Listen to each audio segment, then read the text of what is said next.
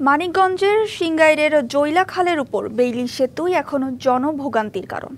রক্ষণাবেক্ষণের অভাবে পরিণত হয়েছে মরণ ফাঁদে। প্রতিদিন জীবন ঝুঁকি নিয়ে সেতু পারাপার হচ্ছেন হাজারো মানুষ।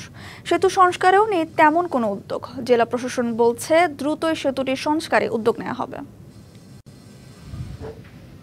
2016-17 অর্থ বছরে 2 লাখ টাকা ব্যয়ে জৈলা খালের উপর নির্মিত হয়েছিল প্রায় 200 মিটার দৈর্ঘ্যের বেইলি সেতু। নির্মাণের প্রথম কয়েক বছর এর সুফল মিললেও যথাযথ রক্ষণাবেক্ষণের অভাবে 2-3 বছর ধরে সেতুটি পরিণত হয়েছে মরণ ফাঁদে।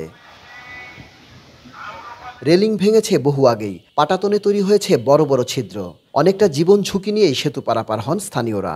এছাড়া বেইলি সেতুর কাছেই প্রাথমিক স্কুল থাকায় শিক্ষার্থীর যাতায়াত নিয়েও শঙ্কায় অভিভাবকরা। কালার এক্সপার্ট, জর্জ স্যাপ এবং মাইল্ড অন হ্যান্ডস টেকনোলজি সমৃদ্ধ অরিক্স ক্রিস্টাল ওয়াশ আপনার লন। এর আগের বছর একজন পড়ে জায়গায় থেকে মারা গেছে এবং অনেকজনের হাত পা ভেঙে গেছে।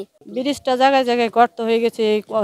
অনেক বাচ্চারা হোঁচট খেয়ে পড়ে পা পড়ে গেছে, পা পিছলে যাচ্ছে।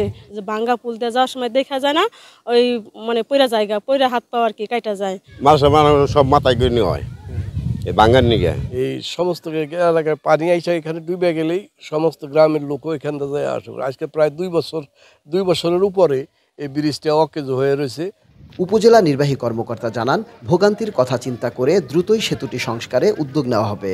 ব্রিজের বিষয়টি আমাদের নজরে আছে, ওখানকার এলাকাবাসী আমাদের কাছে এসেছিল।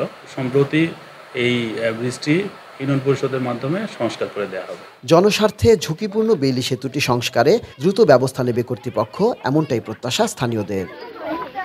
Ashraful Alam Liton, DVC news, Manikganj.